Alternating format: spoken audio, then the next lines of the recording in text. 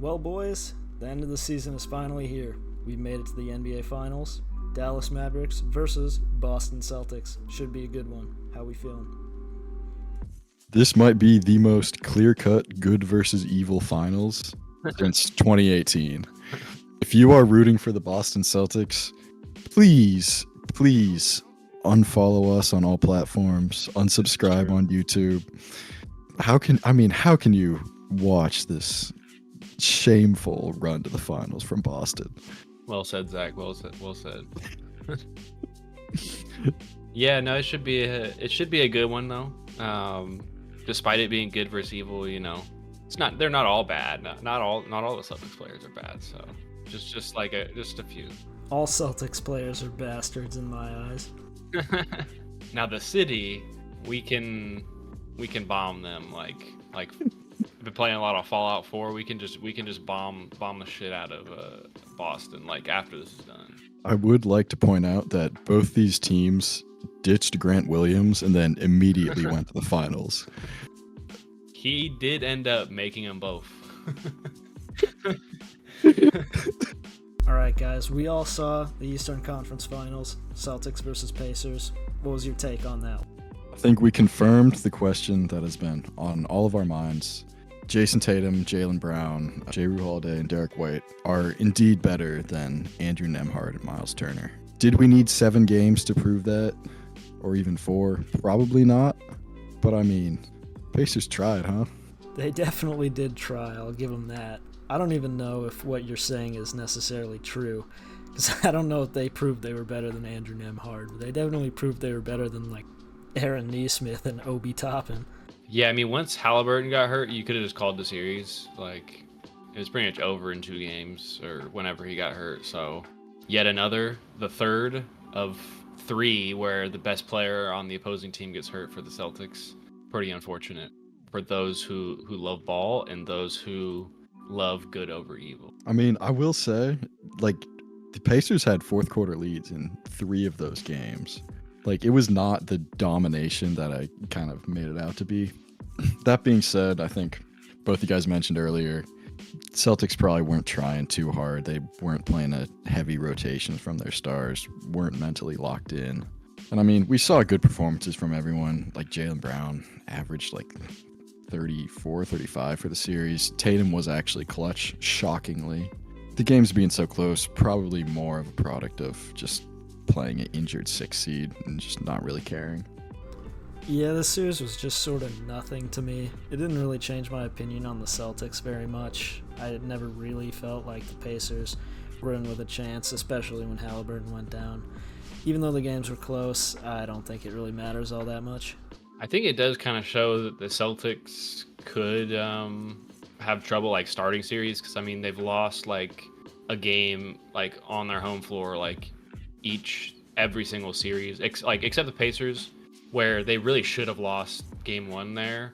Wouldn't be a horrible bet to have the Mavs winning the first game of the finals, because the Celtics might just not be locked in for whatever reason. Maybe they'll lock in, but that's probably their biggest thing, is their stars are just like pretty moody and like just kind of disappear sometimes. So not much to be said on the east side of things, to be honest. Yeah, it definitely didn't really influence my opinion of the Celtics. I will say, versus a healthy Knicks team, I really would have liked to see that. That would have been a fun series.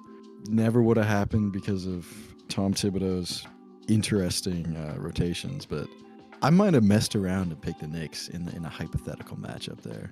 Yeah, I mean, I can definitely see the rationale there, but like you were saying, Tom Thibodeau is the worst terrorist in the history of New York, so... A healthy Knicks squad playing 49 minutes a night is as real as the Tooth Fairy. As real as Game 6 Clay.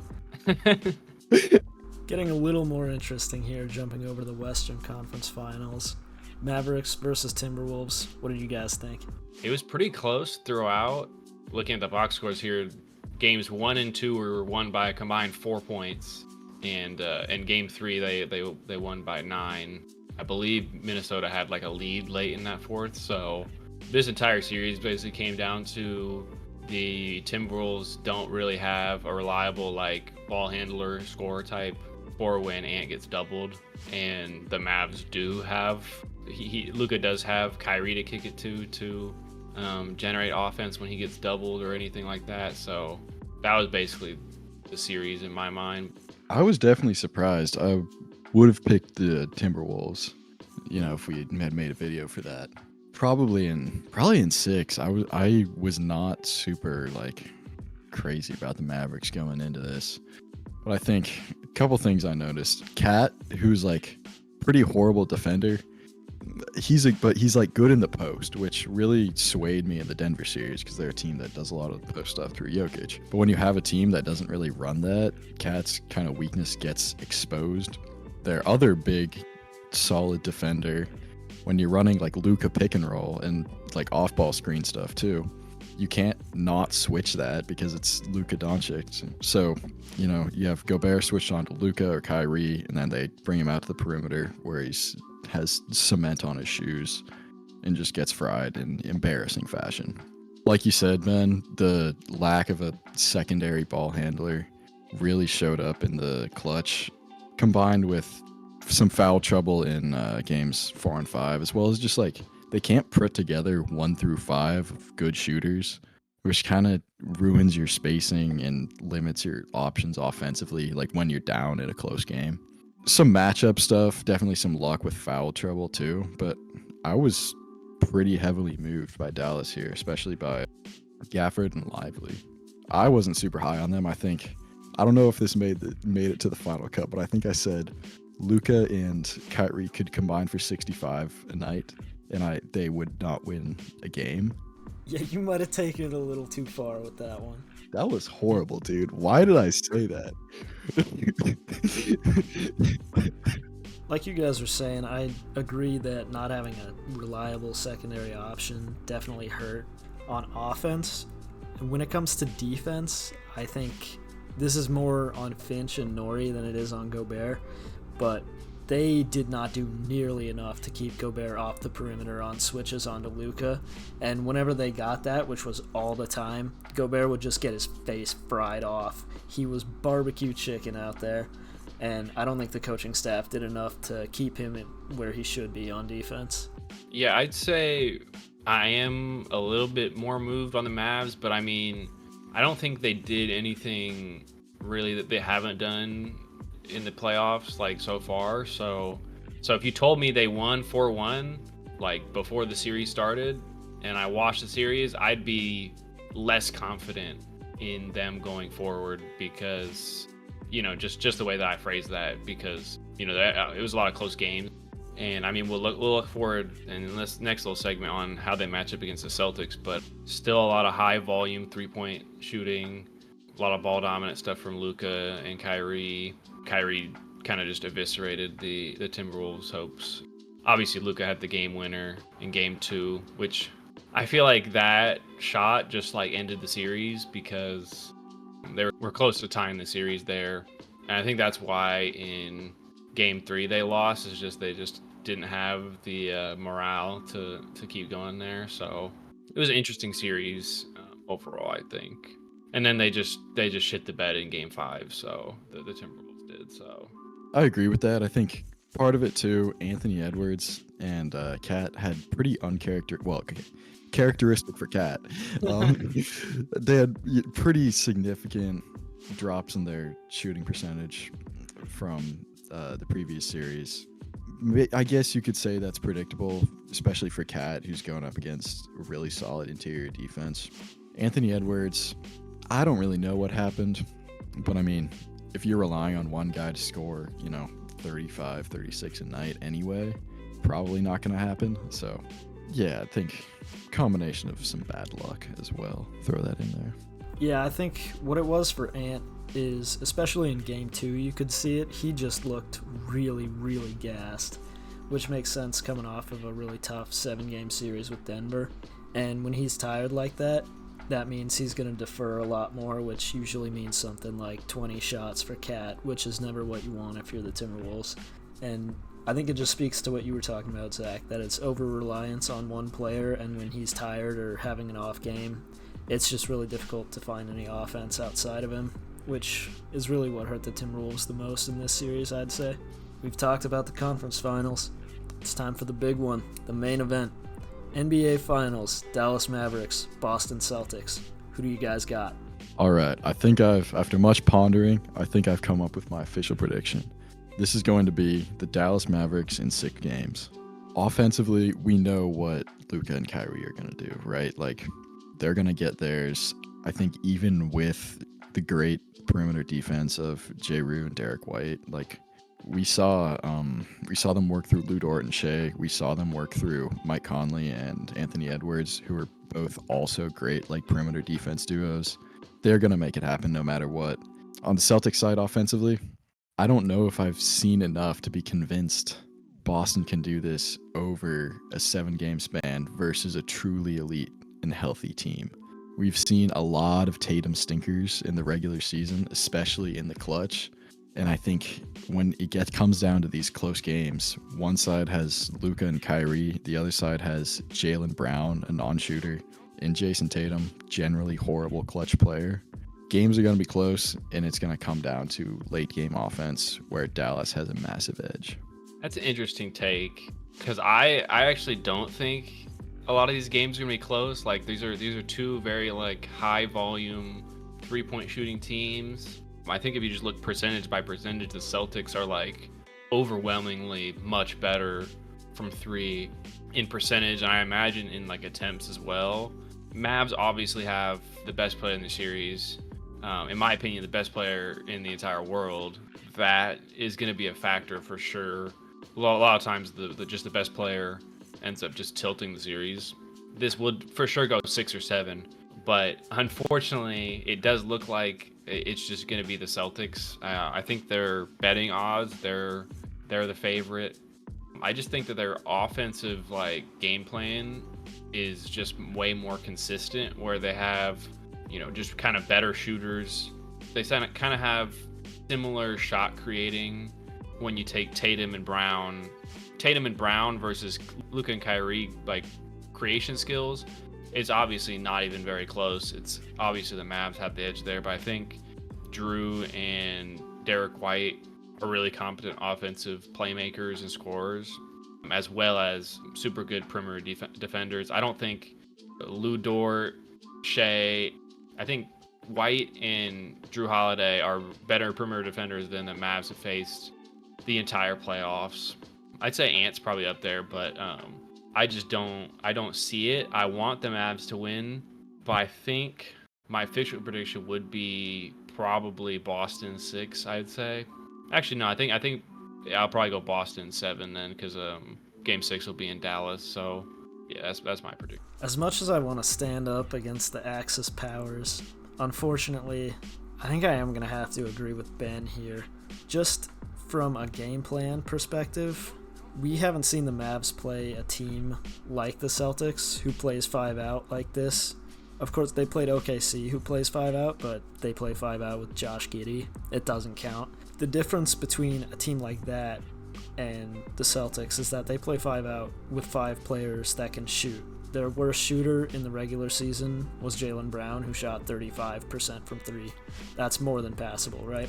In all 3 rounds, the Mavs have played, good to great perimeter defensive teams, so I'm not concerned about their offense because they've put up good numbers against the Clippers, the Thunder, the Timberwolves. All 3 of those teams are good on the perimeter on defense, and they've still scored.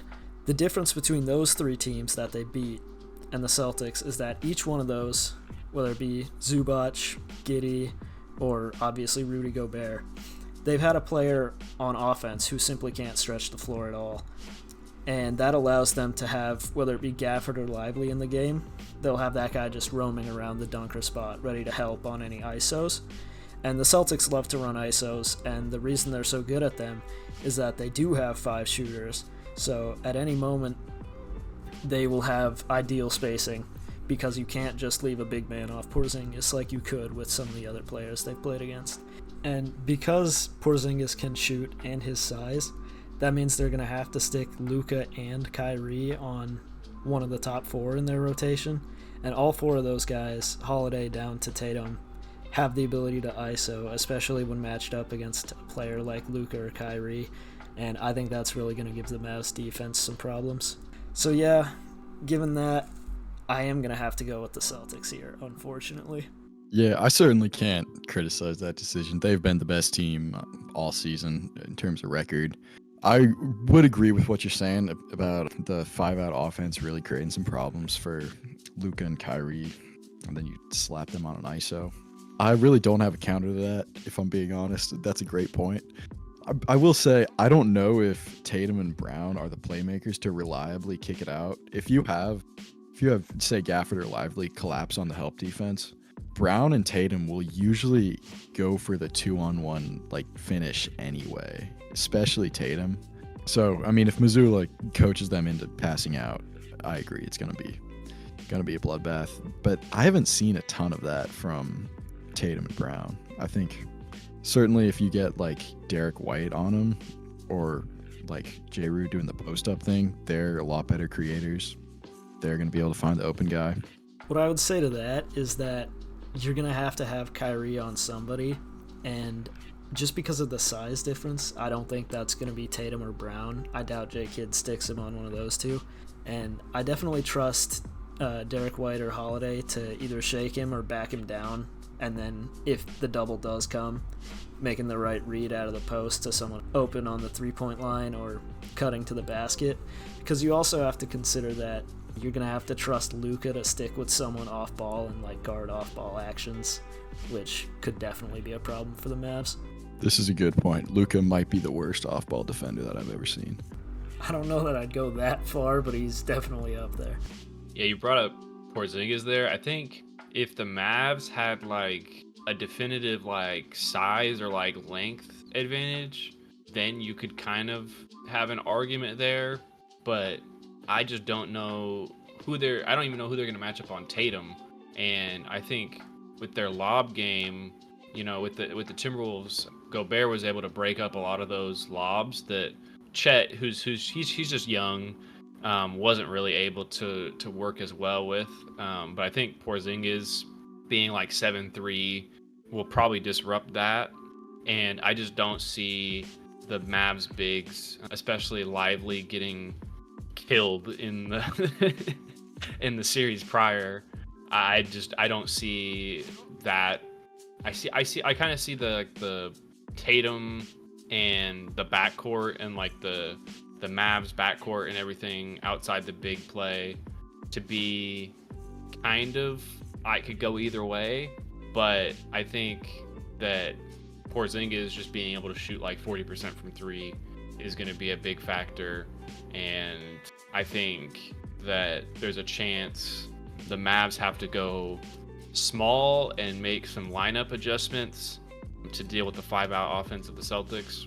I don't know if I trust Jason Kidd to regulate that well, and I don't know how the Mavs bigs, I don't know if they're going to stay motivated. Like, let's say they go down 2-0, the Celtics win both their home games. I don't know if the Mavs bigs can have the fortitude. Lively's a rookie.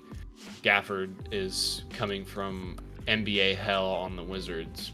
So I don't know if those guys have the fortitude to, if they get inconsistent minutes and they're down, to like suddenly come in with, you know, good play and big burst of energy. So I think that experience also goes to the Celtics, which is, I kind of forget about because Tatum is only 19 years old. So I forget that he has so much experience, playoff experience. But yeah, the Celtics have been in the finals before. They've been in the conference finals like 2 other times before that. So I think that they'll probably be more mentally prepared. And I think that's a bigger factor in the finals than like anywhere else. So I would probably push back a little bit on that experience piece. I think it's technically true. Like, you're right. The Celtics have spent more time in that position. That being said, what they have done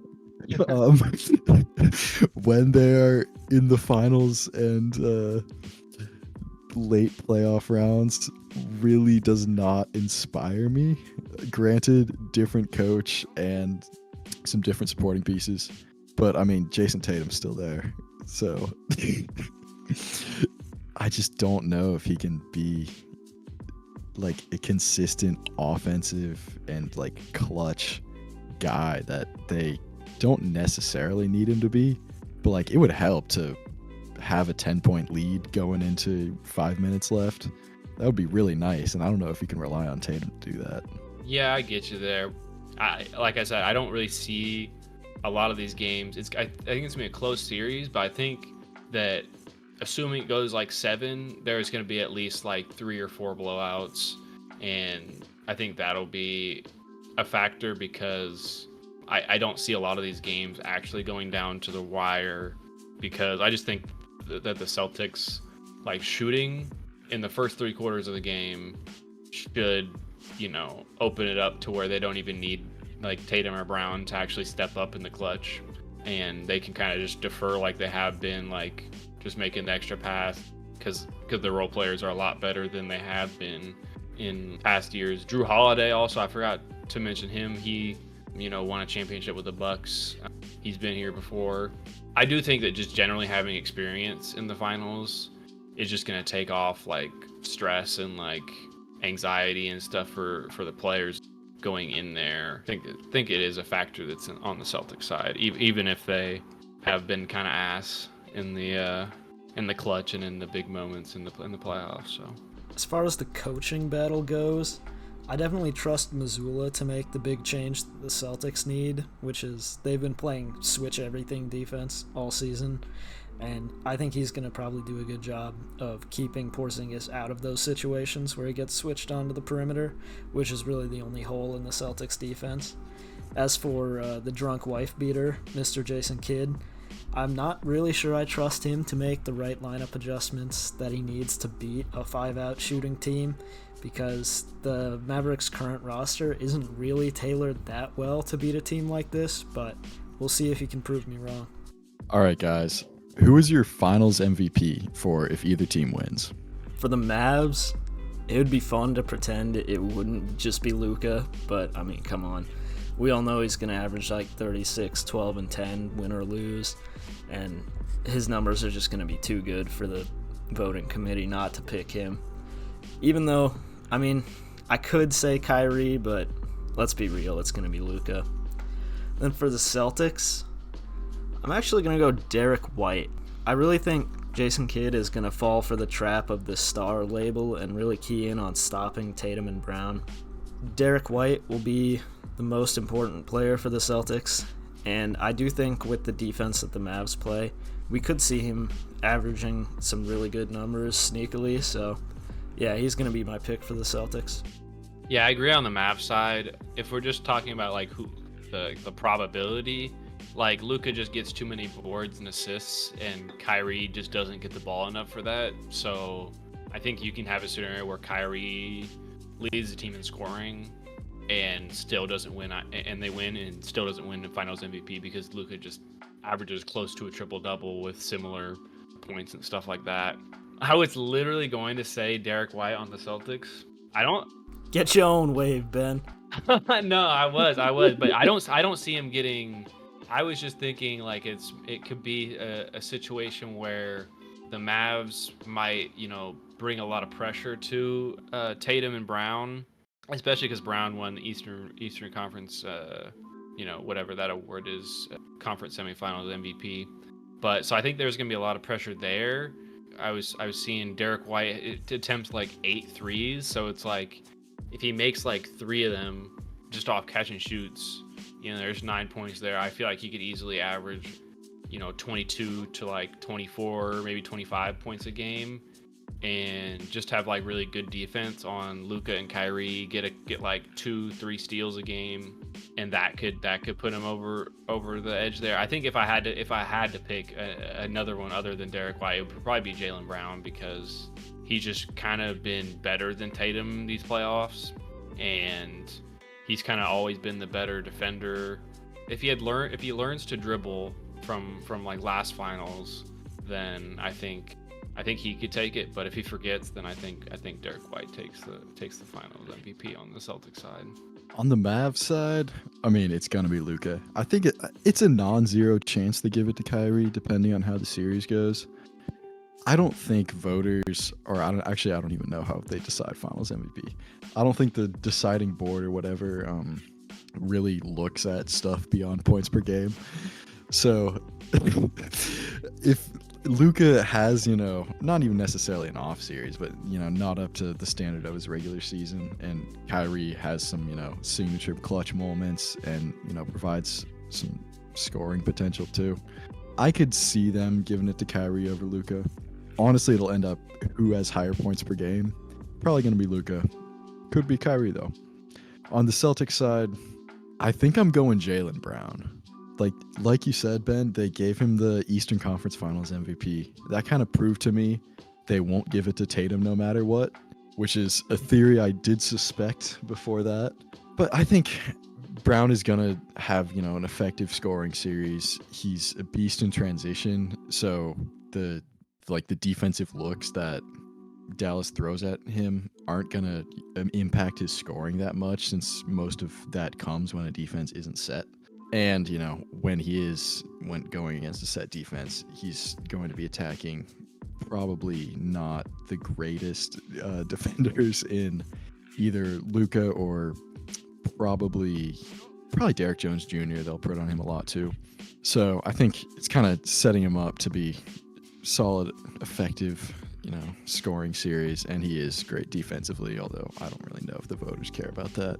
I would say if they don't give it to him, I would think they give it to Tatum. I don't think Derek White might have the better series. I don't think they could get over Tatum fever though. Tatum's gonna have, I could predict his stat line right now, right? He'll have 23, 10, and 5. And I don't think there's a world where Derek White has a good enough series to overcome that kind of entrenched voter bias for Tatum. That is fair. What I'd say to that, though, is I think the voting committee does take into account a bit more than points per game, although not that much more. I do think J. Kidd's dumbass is going to be really locked in on stopping Tatum just because he has that star label, like I was saying before. So I could definitely see pretty much anyone winning it on the Celtics, but I do think Derek White will probably be their best player in this series. I did want to bring up also that Iguodala won Finals MVP, averaging less than 18 points a game, 16 or 14, just because he guarded LeBron. So yeah, I was gonna say he held LeBron to 36, 8, and 8. Bro. Yeah. So what you're telling me is it's Sam Hauser's time. That's kind of why I think Derek White could win it, because I don't know who it is, but it has to be a smaller voter pool than it's for just the yearly NBA awards, because there's simply no way that all these voters nowadays that just vote on stats would ever pick Iguodala to win Finals MVP. So I think that if Derek White plays solid defense, because Derek White could get switched onto Luka and strip him a couple of times or something. I do think that the defense actually does get factored in there. That's also kind of why Jaylen Brown, I think, is more likely to win than Tatum, because he's just a more active defender, and I could see Jaylen Brown getting matched up more onto Luka, Kyrie, doing pretty well there. So I think there's a shot for Derek White, praying that Tatum doesn't win it. Okay, so I've researched it. It's a panel of 11 voters, so smaller than the normal awards pool. There's some familiar names in here, so I'll read them off. Sam Amick, Malika Andrews, Doris Burke, Miguel Canidas, Vincent Goodwill, Mark Jackson, Sean Powell, Tim Reynolds, Mike Singer, Ira Winderman, and Jeff Zilgett. So actually some ball knowers. I was kind of surprised reading this list. Not exclusively ball knowers, though. Yeah. Not exclusively, but compared to the MVP voting pool, it's actually pretty solid. So maybe I'll revise my pick of Tatum as my second most likely and go with Derek White. Thank you guys for watching the FIWB Ball Finals preview.